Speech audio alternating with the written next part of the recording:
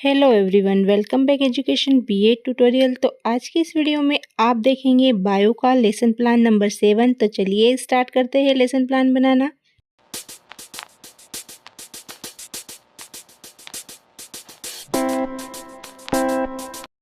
सबसे पहले हम लेसन प्लान नंबर, पाठ योजना क्रमांक डालेंगे, फिर छात्र अध्यापिका का नाम मीन्स आपका नाम, कक्षा, विषय, विद्यालय, दिनांक, कालांश, अवधि, ये सामान्य जानकारी हमें हर लेसन प्लान में फिल करनी होगी।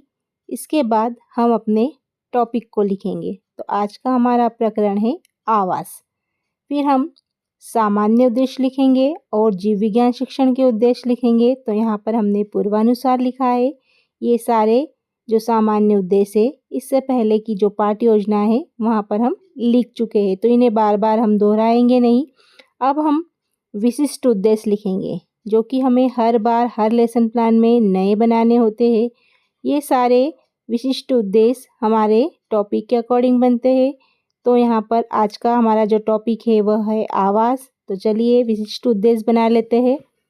ज्ञानात्मक पक्ष में विद्यार्थी आवास की परिभाषा बता सकेंगे। सेकेंड है जलीय आवासीय जीवों की सूची बना सकेंगे। फिर है बोधात्मक पक्ष, यहाँ पर विद्यार्थी आवास का वर्गीकरण कर सकेंगे, वायवीय आवास के उदाहरण बता सकेंगे।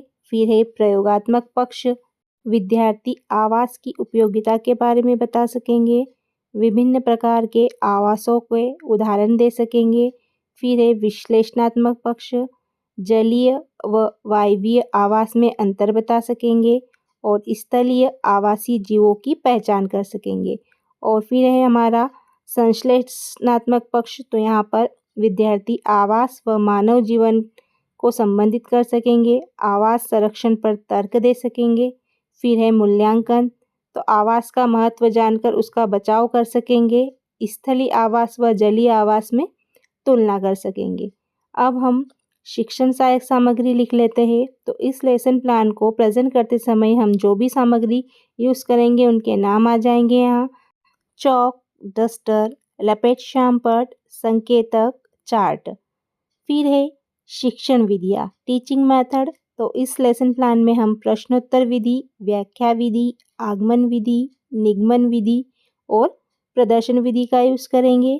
फिर है पूर्व ज्ञान, तो जो विद्यार्थी है वह आवास के बारे में सामान्य जानकारी रखते हैं। फिर हम नेक्स्ट स्टेप की ओर बढ़ते हैं। नेक्स्ट स्टेप है अभिप्रेरण या प्रस्तावना प्रश्न। तो यहाँ पर आपको 2 कॉलम बनाने हैं, एक है छात्र अध्यापिका का व्यवहार और एक है छात्र का व्यवहार। अब यहाँ पर हम बच्चों के प्रीवियस नॉलेज के आधार पर कुछ क्वेश्चन करेंगे और उन क्वेश्चनों के माध्यम से बच्चों को अपने टॉपिक तक लेकर आएंगे। तो हमारा फर्स्ट क्वेश्चन है जल में कौन कौन से जीव रहते हैं। फिर बच्चों ने आंसर दिया मछली, मेंढक, मगरमच्छ आदि। सेकंड क्वेश्चन है स्थल पर कौन कौन से जीव रहते हैं। फिर आंसर मिला मनुष्य और विभिन्न प्रकार के पशु, वृक्ष आदि।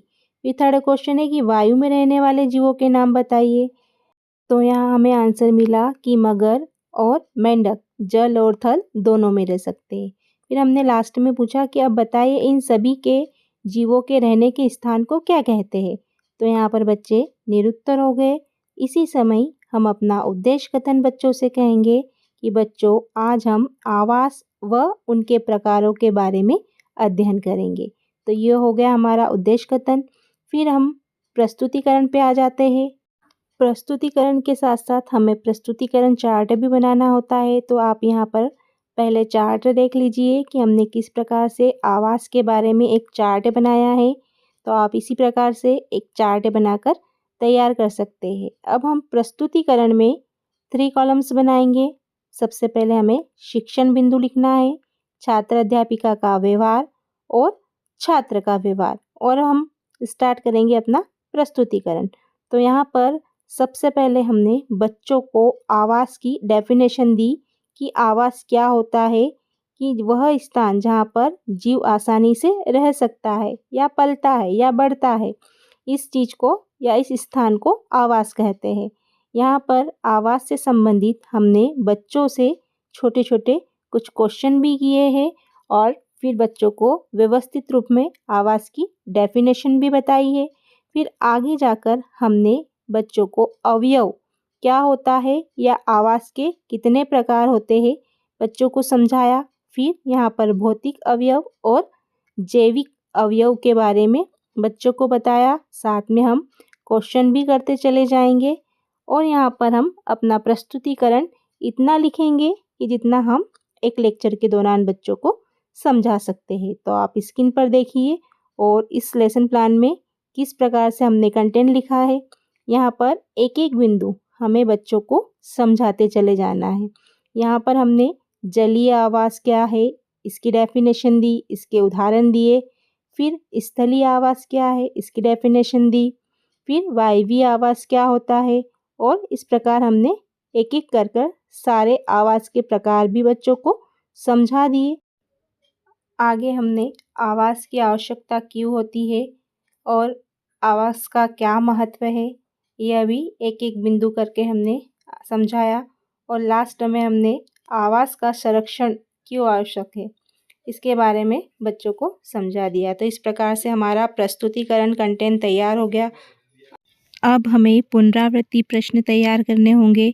तो यह प्रश्न की संख्या 4 से 5 होना चाहिए और ये सारे प्रश्न विशिष्ट उद्देश्य के आधार पर बनते हैं। तो हमारा फर्स्ट पुनरावृत्ति प्रश्न है, आवाज़ की परिभाषा बताइए। आवाज़ का बचाव किस प्रकार किया जा सकता है? विभिन्न प्रकार के आवासों के उदाहरण दीजिए।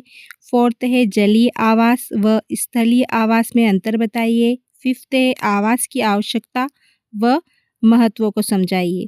इसके बाद हम बच्चों को कक्षा कार्य देंगे। तो कक्षा कार्य में हमने बच्चों को फिलिंग द ब्लैंक्स दिए हैं। यहाँ पर हमने 5 फिलिंग द ब्लैंक्स बच्चों को दी है। ये कार्य बच्चा कक्षा में करेगा और लास्ट में हमें गृह कार्य देना होगा। तो गृह कार्य में हमने बच्चों को 2 क्वेश्चन दिए हैं। फर्स्ट क्वेश्चन है जीवों के आवास का संरक्षण क्यों करना चाहिए और सेकंड क्वेश्चन है आवास के प्रकारों को उदाहरण से समझाइए।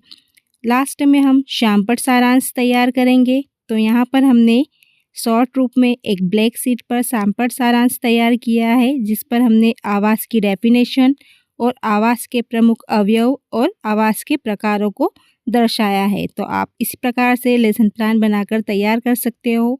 आई होप आपको लेसन प्लान अच्छा लगा होगा। वीडियो थोड़ा सा भी अच्छा लगा है तो वीडियो को लाइक कीजिए और अपने दोस्तों के साथ शेयर कीजिए।